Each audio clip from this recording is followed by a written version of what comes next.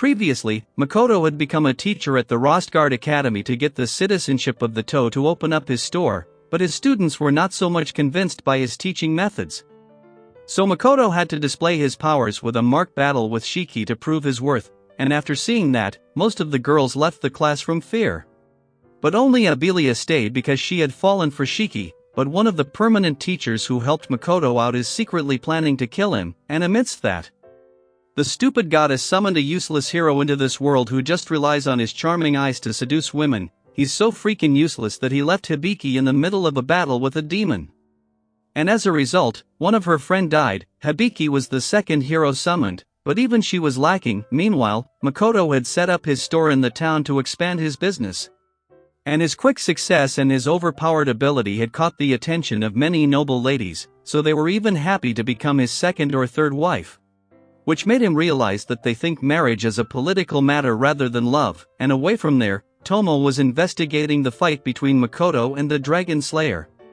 But someone came in there posing as travelers, so Tomo called them in and they turned out to be useless hero and his harem. They stated their original names without titles, and even so, Lime recognized Lily as the princess of Gretonia Empire and the guy is their hero. They came here to study about the lake, but Tomoki was excited to see the katana. He wanted to see it, but he couldn't unsheath it because it was specially made for Tomo only. Tomoki was bent on seeing it, so Tomo snatched it from him and showed him just a glimpse of it. So Lily wanted to purchase the katana for Tomoki at any price. She revealed her identity as the princess and told them Tomoki is the hero, so he wants a powerful weapon to beat the Demon King. But Tomo rejected them, so Tomoki used charm on Lime and he tried to convince Tomo that it would benefit their trading company if they gave them the katana. Tomo knew what was going on because Tomoki was also using charm on her, but it had no effect on her since she is much more powerful than the idiot. The way he looking at made her disgusted. Like a true pervert opposite from Makoto. So Moro was a dragon tamer and knew Tomo was a dragon, so she tried to tame her, but against Tomo's terrifying power it was a joke. That power display dispelled the effect of charm from Lime and he got upset that he tried to give his katana to a freak like Tomoki.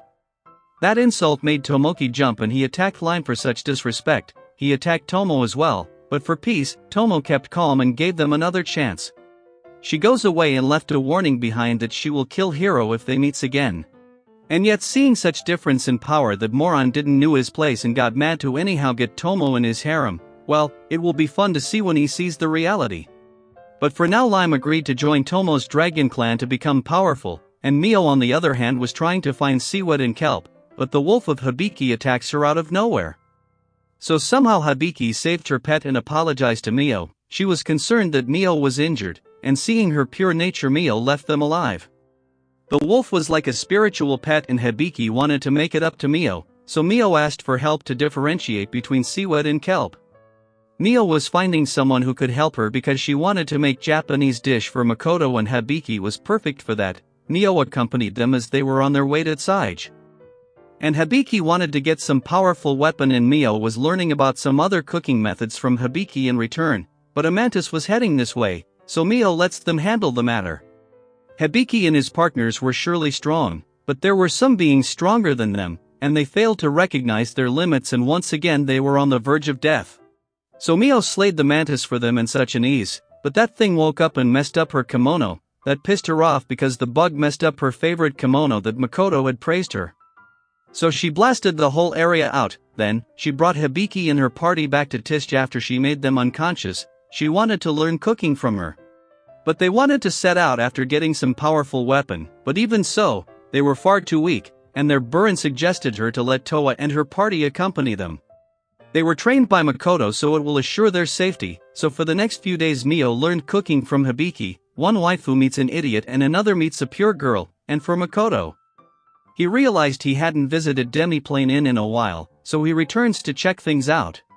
But it has gotten hotter in the Demiplane. There he was welcomed by his subjects as they threw a welcoming party for him, and there Mio gave him the handmade dishes she learned from Hibiki. It reminds him of his home, and Mio was so pleased that Makoto liked it, and then, Makoto sits down for a report to catch up, and Tomo told him about that idiot of a hero she met.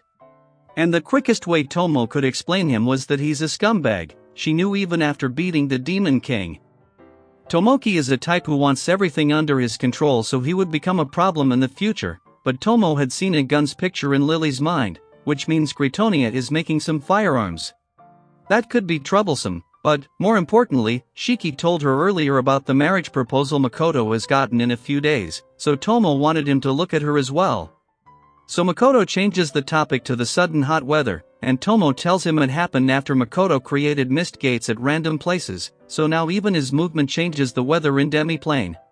And for Mio and Hibiki, Hibiki had to leave on her journey once more and parted her way with Mio. Then the next day, Makoto saw that his demi-plane was nurturing at a good pace. So he thought of increasing the residents here, and Mio, Tomo, and Shiki had already selected the species for immigration.